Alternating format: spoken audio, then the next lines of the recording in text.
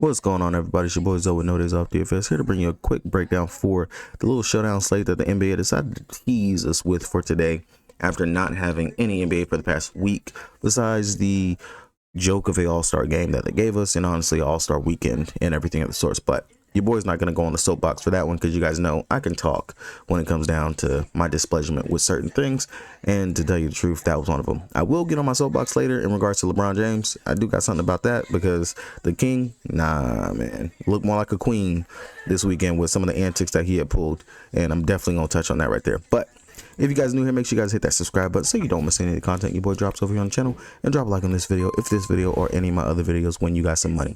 Now, you guys know I typically don't do showdown content, but with only one NBA game going on and the fact that I am going to be pretty busy this week, won't have any other content. Maybe another video might come out, maybe. If I can get it pre-recorded in time, it'll drop tomorrow for you guys to give you a breakdown of my thoughts for the slate for tomorrow. But if you're a sub for the Patreon, you will still get my content, because I will still be able to post my core plays up there for you guys. Won't have my outlines more than likely for this week until next Monday. That will be when the full content will be blasted over there for you guys. Over on the YouTube, I will see if I can't get some stuff posted onto my community tab, so check that out right there. I don't have the members tab set up fully just yet, so don't have to worry about that, but community tab for the public, you guys will be able to see stuff over there.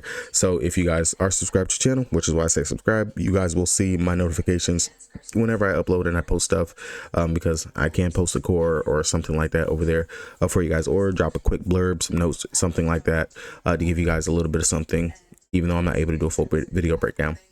So getting into it real quick, this is a rescheduled game with the Charlotte Hornets take on the Los Angeles Lakers with those California Fires that they had going on. For the Charlotte Hornets, everyone is pretty much expected to go. LaMelo Ball, he was dealing with injury before the All-Star break. He's back. He's expected to be in line. I haven't seen anything in regards to minutes limit. Same thing for Mark Williams after the botch trade, and lo and behold, facing the team that said, you know what, you're not good enough to be over here for us. Kind of feel like this is the perfect sweet redemption for Mark Williams to show that he is actually good to go. So but I haven't seen anything in regards to Mark Williams, even though I do expect for it to be pretty much a decent split in regards to center rotation, because they do have 3 actual centers on their roster now, technically, since Mark is now back. On the Los Angeles Faker sides, LeBron James was the only one that we had to worry about, but looks like his ankle and his foot is good to go. You know, he's fine to play here in this game. Whereas leading into the All-Star break, there were reports that came out that LeBron didn't get there until Saturday, late Saturday. And then Sunday, actual All-Star game, shows up. Hey, you know what? I'm not playing today. Woke up that morning and just all of a sudden decided he's not playing today. Not only did you rob the fans, not only did you pretty much smack the commissioner in the face with just a blatant disrespect to what they're trying to do for the NBA. And this is why, you know, the league is starting to be considered a joke, because this is something that is really just distasteful in my eyes and the way I see it. But also to your peers, I feel like they should honestly feel disrespected, especially you showed up in civvies. You showed up not in your basketball, you know, didn't put on your jersey, didn't put on anything, didn't put on any of it, and stood in that all-star picture with all those other guys around you. Like, you, granted, you may feel like it, you the top dog, but I still think that was really messed up to not announce that you were not going to play in the All-Star game, so that way maybe they could find a replacement, like what Giannis did. And Trae Young was able to get in, but Giannis still showed up. Giannis was still considered an all-star, still considered a starter, all those things right there. Took his picture with everybody, was over there on the bench cheering everybody on, all that other stuff. I just really feel like that was very, very, very distasteful. And to me, a bad look for LeBron. I didn't like it. Honestly, that was honestly messed up, just to put it blankly. But hopefully we get word on if he's going to play or not. They are expecting him. They're hopeful that he plays today, so more than likely he's going to play. One thing I've seen, the line has still stayed at 12 in regards to the spread, and the total is sitting up at 229 now. It was at 228 earlier when I looked over on DraftKings. Now it's up to 229, so it's been bumped up by 1. So hey, maybe we're going to get a faster pace of the game. I don't know if the DraftKings decided to play the most on the site. If you guys don't got an account, you want one, check the link down in the description below so you guys can get that deposit match bonus and join your boy over here on The King. All right, so some quick things to get into before I even break down the slate, and that's honestly my mindset and how I look at showdown slates whenever it comes down to it. just like whenever I attack a regular NBA slate, I still highly will tell you, hey, for showdowns, play single entry, because it's going to still give you the best chance for you to actually cash, win, and be okay if you were to take some chalk, which there are going to be some chalky things over here when it comes down to a showdown slate. Like, everyone's going to want to play Luka at captain, LeBron James, LaMelo, those things. Those are going to be the main players that people are going to want to shove in at the captain spot, which is okay if you want to play that and you want to get difference inside your util spots. That's totally fine. Or if you do get different at that captain spot, which will allow you to possibly overtake the whole field by just having a single entry. Now, if you want to make multiple lines, definitely would be something I would max enter, would be a showdown. If you have a good optimizer that you can use, you make your captain pool, you put your percentages in regards to how much you want them split up against and stuff like that. You make your util pool, get a good diverse util and run it like that. But I would still try to max enter. If you are doing that, look for the ones that are like 10 entry max, 20 entry max, something like that. Definitely would be the best spot to do for a something like that. Now, looking at this particular slate, and this is how I see it. First things first, I'm going to come in, I'm going to make my player pool pretty much, especially just because the showdown, some of these players, just like how whenever we do a regular NBA slate, you don't need to even pay attention to or look at. Sometimes people try to get really cute, come down here to the 1K range and like, oh, you know what? Either A, I'm going to take a 0, or B, they're going to gamble on Shake Milton going out here and before the All-Star break, going out here and playing 12 minutes and getting 15 fantasy points. Someone is going to gamble on that. Someone is definitely going to do that. Now, I'm not going to say that's completely wrong, but if you want your best chance to cash, I'm going to be very honest. I'm not looking at a Wendell Moore, Marcus Morris, Bronny James, Shake Milton, Taj Gibson, maybe not even Elfrid Payton. This one is definitely up in the air just because he has signed a second 10-day contract with them, and he's still over here with the Hornets. So kind of iffy on how I feel about Elfrid Payton, just because not too sure if they're going to still give him some run. Maybe they're looking at possibly signing with the team, because now you do have Melo back and you do have KJ, who is typically going to be your backup point guard, especially after you guys got rid of Micic. So not too sure in that regards, but Elf would be maybe someone I would consider as a lean. But if I'm not too strong and confident in that, I'm going to scratch him out. Now, granted, he could go out here and play 15 minutes. Maybe that would be enough to get me what I need, but it all just depends on, is Melo going to be limited or something like that? Because then that would give me more confidence in that. But I'm not going to look at someone like Cam Reddish. Not going to really necessarily look at Steph Curry, even though I know he's going to come in, but he's going to play more of a backup role. Those 9 minutes, that's what he's going to go out here and play. I'm not going to try to force that into my line. Not going to worry about that. I want the value players that are at least going to play 15 to 20 minutes that can go out there, definitely rotation pieces. Those are going to be the ones I want to look at. Now, Bog, unless I get like true word, I know he's on a 2-way deal.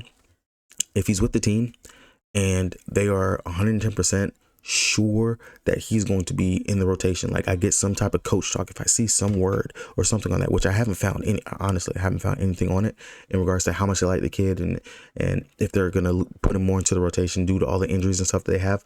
But he would be someone that I would consider, especially he played 27 minutes off the bench. That's not bad. 28.75 minutes, 16 points, 5 rebounds, 3 assists. That's pretty good. That would be something I would consider. But outside of that, looking at it, starting out on the Charlotte Hornets side, of course, LaMelo, captain consideration, Miles Bridges, captain consideration, Mark Williams. This is why I said the only issue with Mark, I do think that this is a statement game that he can go out here and make a statement, just because the Lakers are technically the ones that say, hey, you know what? You're not healthy. We don't want you. We don't think you can do it. So he was playing 30-ish minutes before the whole thing with the trade. He had just worked his way back up to that. I don't think that his conditioning, that there's anything wrong with the conditioning of him. He should still be technically good to go out here and play 30 minutes. Going up against Jackson Hayes and Alex Len, he should be able to dominate like what he was doing before the trade, where he was going out here giving us some 50-49s. Like he should be able to go out there and do that. And I don't mind looking to him as a contrarian play at the captain spot to get different while I go ahead and play Miles Bridges, Rui, LeBron, Austin Reeves, Luka. Like there's so many different ways you can go if you play Mark, who possibly could be a low-owned captain play. I don't mind that. Now, outside of that, DBT, of course, I would imagine he's going to go back to being the backup big. Now, they were running some rotations where they would play him at the power forward spot and have Miles play the 3.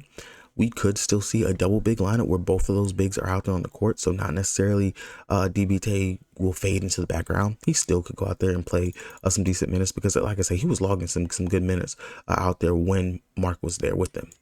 But outside of taking a chance on him, Josh Green, I like him. He likes to play going up against the Lakers when they played versus the Lakers earlier. 33 minutes, 24.75 fantasy points. That's pretty good at 5,400. Then outside of that, I really do like Nick Smith. He's going to be in the starting lineup. He's going to go out there. He's going to play at least 30 minutes, 25 to 30 minutes. He is a starter. He's going to see the burn and run. And when he played versus the Lakers, 25 minutes, 15.75 fantasy points. I'll take that. That's not bad. You're telling me he possibly can go out there and get me 20-ish plus fantasy points? He was doing that even with Melo in the line, and Melo was playing minutes like those games versus Washington. I get it. That was Washington.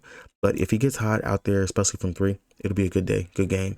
4,200, I do imagine he's going to be a chalky value play, but chalky for a reason, and I don't mind that.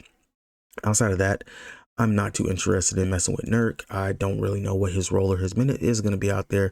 Granted, before the break, he played 16 minutes, put up 24 fantasy points. You can mess with that, definitely. But again, with Mark being back in the fold, we got to see exactly how this Hornet rotation is going to go, unless we can get some true coach talk to understand what it's going to be like. But if I'm taking my players from over here from the Charlotte Hornets, LaMelo, Miles, Mark Williams, DBT is a lean, Josh Green, Nick Smith Jr. Those are going to be the main ones. If we can get some word on what they're going to be doing with Bog, if he's like truly going to be in the rotation, I'll consider that right there. Get the word like clarification on what is the rotation going to be for the centers.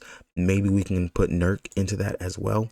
And then Elf, if we truly do know if he's going to be in the rotation playing those minutes, or is it going to go back to KJ Sampson being the main backup at that 3 spot? Those are the things that we got to know. Now over on the Lakers side, of course, if LeBron's in, it's LeBron. I'm not going to beat that dead horse. If LeBron's out, you damn sure better know you're playing Luka Doncic, Austin Reeves, Rui Hachimura. You're going to go play those 3 right there.